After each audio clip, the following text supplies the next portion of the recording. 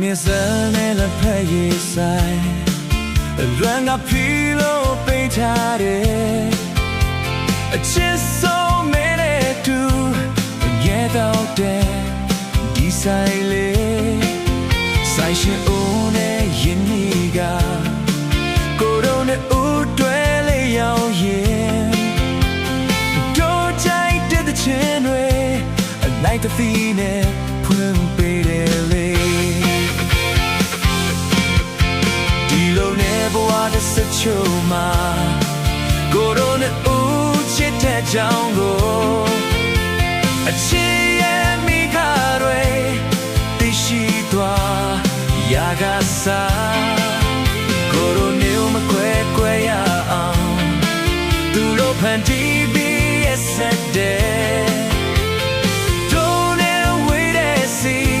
အချစ်ကလေးကိုအိုးချတယ်လေ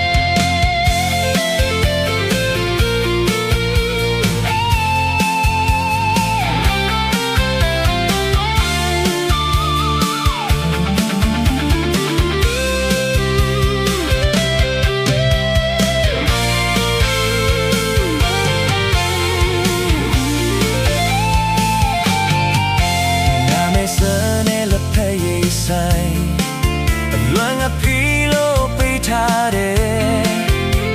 အချစ်ဆုံးမင်းနဲ့တူအမြဲတော့တဲ့ဒီဆိုင်လေးဆိုင်ရှင်ဦးနဲ့ယင်းနီကကိုတို့နဲ့ဦးတွဲလေးရောက်ရင်တို့ကြိုက်တဲ့ချင်းတွေအလိုက်တဲ့ဒီနဲ့ဖွင့်ပေးတယ်နေ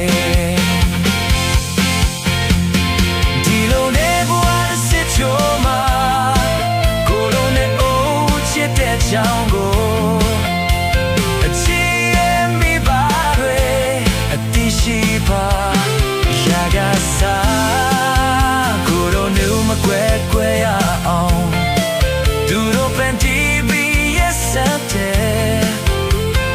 တို့နဲ့ဝေးတဲ့စီအချစ်ကလေးပုံကိုကြတယ်လေ